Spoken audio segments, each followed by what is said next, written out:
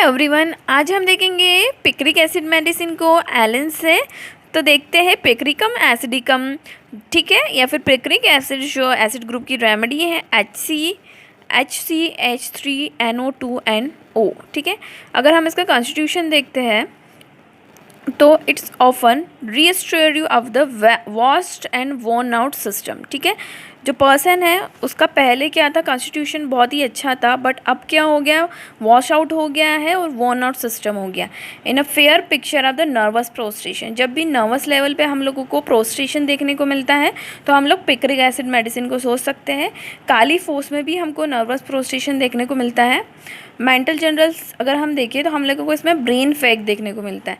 Brain fag जो condition होती है इसमें स्पेशली जो लिटरेरी एंड बिजनेस पर्सन्स होते हैं उनमें देखने को मिलता है, ठीक है। Slightest excitement, mental exertion, overwork bring on headache and the causing a burning along the spine, ठीक है। जो स्पाइन का जो एरिया है वहाँ पे ऊपर से लेके नीचे तक पूरी हमको बर्निंग देखने को मिलती है। क्यों हो रहा है ये? क्योंकि इसमें ब्रेन फैग की कंडीशन में मेंटल जब ओवर वर्क कर लेता है, कोई बिजनेस पर्सन है या फिर कोई ऐसा पर्सन है जिसका पूरा काम मेंटल लेवल का है, मेंटल वर्क है, तो ऐसे इस टाइप के मेंटल फैग में हम लोग पिक्रिक एसिड सोच सकते हैं। फिजिकल जनरल्स की अगर बात करते हैं तो प्रोग्रेसिव पर्नीशियस एनीमिया हमको देखने को मिलता है और न्यूरेस्थेनिया देखने को मिलता है, ठीक है। नर्व पेन देखने को मिलता है, एनीमिया, ठीक है, जो कि प्रोग्रेस करता जा रहा है। हेड की अगर बात करें तो हेडेक देखने को मिलता है। तो हेडेक स्टूडेंट्स, टीचर्स या फिर ऐसे पर्सन जो ओवर वर्क करते हैं, businessman, from the grief of depressing emotions, ठीक है। इन ऑसिपिटल और सर्वाइकल रीजन में हम लोगों को हेडेक देखने को मिलता है। नेट्रोम्यूर एंड साइलेशिया में भी हमको इस टाइप का हेडेक देखने को मिलता है, जो कि एग्रावेटेड होता है ब्रॉट ऑन द स्लाइटेड मोशन और the mental exertion. Male reproductive system की अगर बात करें तो प्रियापिज्म देखने को मिलता है, ठीक है। स्पाइनल डिसीजेस भी हो सकती है, साथ में इरेक्शंस वॉयलेंट देखने को मिलता है, लॉन्ग लास्टिंग इरेक्शंस देखने को मिलता है।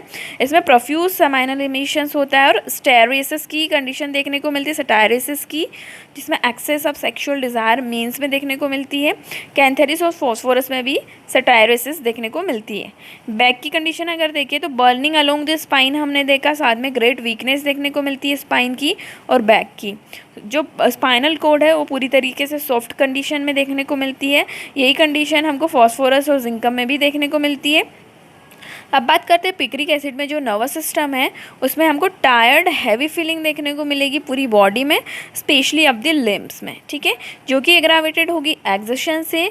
Weariness progressing form of slight feeling of fatigue on a motion to complete paralysis, ठीक है। वियरीनेस देखने को मिलती है, बहुत ही लेम फीलिंग है, ठीक है। बॉडी में प्रोग्रेसिंग होता जा रहा है, उसको थोड़ी सी भी फटिंग थोड़ा सा भी मोशन किया तो फटिग की फीलिंग आएगी और कंप्लीट पैरालिसिस हो जाता है।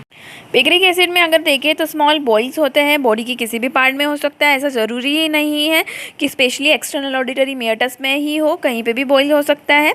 मॉडलिटीज़ में एमुलरेशन होता है इसको कोल्ड एयर से, कोल्ड वाटर से, लेकिन एग्रावेशन होता है लिस्ट मेंटल एक्सर्शन से, मोशन से, स्टडी और वेट वेदर से, ठीक है। रिलेशन में अगर देखें तो argentum, nitricum, gelsemium, kali phos, phosphoric acid, phosphorus, petroselinum और साइलिशिया, ये सारी रेमेडीज़ भी बहुत अच्छी है ओवर यूज़ अब ब्रेन या फिर लिटरेरी पर्सन्स की और वीकनेस के लिए। तो आई होप आपके लिए लेक्चर हेल्पफुल होगा। Thank you for watching.